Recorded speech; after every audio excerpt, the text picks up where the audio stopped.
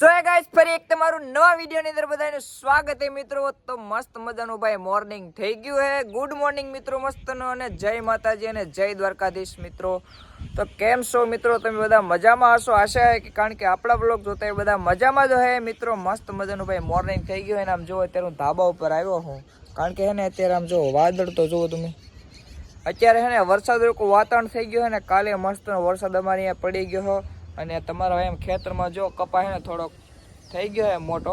તો અત્યારે હે ને મસ્ત એવું શૂટિંગ કરી રહ્યા ભાઈ રીલનું, જે આપણી બીજી આઈડી હે ને નવી બનાવેલા આશીષ 9 વાળી, એની અંદર જો કંઈક હે લુક હે. તો અત્યારે હે ને કેમેરામેન આગળ આવે છે. હા હા વાંધો નહીં, અહીં ઉપર આવીને આમ જો લાલજી એ કેમેરામેન હે ને, આપણે હે ને શૂટિંગ કરવાની હે. તો મસ્ત મજાની રીલની હે ને શૂટિંગ કરવાની.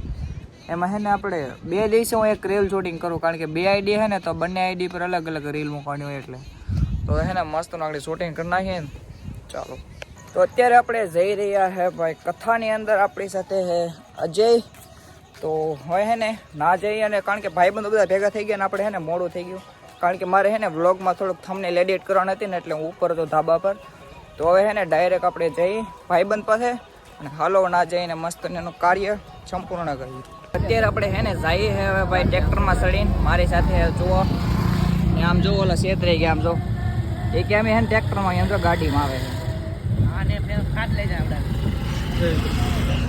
તો હવે હે ને ભાઈ ઉગી જઈએ, કારણ કે મને હે ને બીક લાગે. અહીં કાંઠે બેઠા બીક લાગે, પડવાની બીક લાગે, પડવાની બહુ બીક લાગે. જો તો અહીંયા બેઠા હે ને ના આવે પૂકીને પછી ના વ્લોગિંગ કરશું ને હે ને બધું જાહે એખાન, તો વ્લોગિંગ ને બધું એક પર પડ્યું રહે મારો ભાઈ.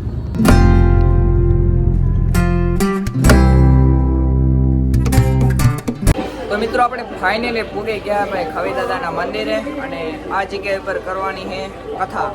તો અત્યારે હે ને જુઓ બધા પાસે પૂગી ગયા છે ને હવે હે ને થોડુંક ફ્રૂટ ને એવું મોરવાનું છે, એટલે કામકાજ કરવાનું છે. તો ચાલો કન્ટિન્યુ વ્લોગમાં બન્યા રહો, બાકી વ્લોગમાં હે ને આજે મજા આવવાની છે. તો અત્યારે હે ને ભાઈ પ્રસાદ કાપી રહ્યા છે. આમ જો બધા અહીંયા બધા હે, બધા આમ જો પ્રસાદી કાપે. આપણે આ રહ્યો સંદીપ. ઓય સંદીપ બધા શરમાય. હવે ને આરતીનો ટાઈમ થઈ ગયો ને, આમ જો આરતી આવી ગઈ. અહીંયા હે ને જબરું કાપો તો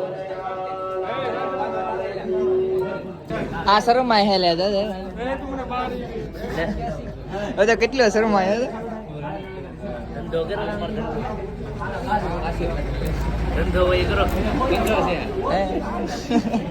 છોકરો શરમાય વ્લોગમાં આવે ને. તો એપલ તેવી હે ને બનાવીએ વિડીયો ને, જો એપલ જ કાપે.